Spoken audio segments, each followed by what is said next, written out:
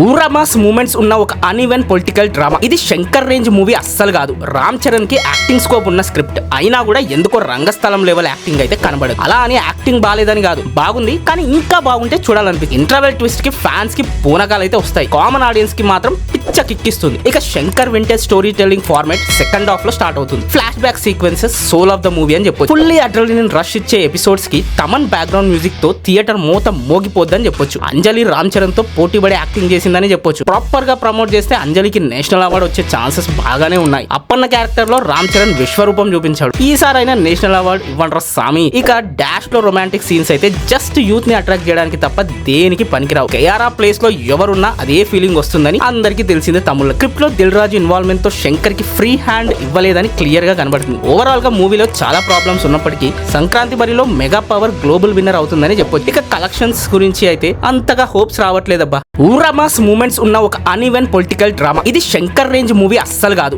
రామ్ చరణ్ కి acting scope ఉన్న script అయినా కూడా ఎందుకో రంగస్థలం లెవెల్ యాక్టింగ్ అయితే కనబడదు. అలా అని యాక్టింగ్ బాలేదని కాదు, బాగుంది కానీ ఇంకా బాగుంటే చూడాలనిపిస్తుంది. ఇంటర్వెల్ ట్విస్ట్ కి ఫ్యాన్స్ కి పూనకాలు అయితే వస్తాయి, కామన్ ఆడియన్స్ కి మాత్రం పిచ్చ కిక్కిస్తుంది. ఇక Shankar vintage storytelling format second half లో స్టార్ట్ అవుతుంది. Flashback sequences soul of the movie అని చెప్పొచ్చు. ఫుల్లీ అడ్రినలిన్ రష్ ఇచ్చే ఎపిసోడ్స్ కి తమన్ బ్యాక్గ్రౌండ్ మ్యూజిక్ తో థియేటర్ మోత మోగిపోద్దని చెప్పొచ్చు. అంజలి రామ్ చరణ్ తో పోటీపడే యాక్టింగ్ చేసిందని చెప్పొచ్చు. ప్రాపర్ గా ప్రమోట్ చేస్తే అంజలికి నేషనల్ అవార్డు వచ్చే ఛాన్సెస్ బాగానే ఉన్నాయి. అప్పన్న క్యారెక్టర్ లో రామ్ చరణ్ విశ్వరూపం చూపించాడు. ఈసారి అయినా నేషనల్ అవార్డు ఇవ్వండ్రా సామి. ఇక డాష్ లో రొమాంటిక్ సీన్స్ అయితే జస్ట్ యూత్ ని అట్రాక్ట్ చేయడానికి తప్ప దేనికి పనికిరావు. కేఆర్ఆ ప్లేస్ లో ఎవరున్నా అదే ఫీలింగ్ వస్తుందని అందరికీ తెలిసిందే. తమిళ స్క్రిప్ట్ లో దిల్ రాజు ఇన్వాల్వ్మెంట్ తో శంకర్ కి ఫ్రీ హ్యాండ్ ఇవ్వలేదని క్లియర్ గా కనబడుతుంది. ఓవరాల్ గా మూవీలో చాలా ప్రాబ్లమ్స్ ఉన్నప్పటికీ సంక్రాంతి బరిలో మెగా పవర్ గ్లోబల్ విన్నర్ అవుతుందని చెప్పొచ్చు. ఇక కలెక్షన్స్ గురించి అయితే అంతగా హోప్స్ రావట్లేదబ్బా.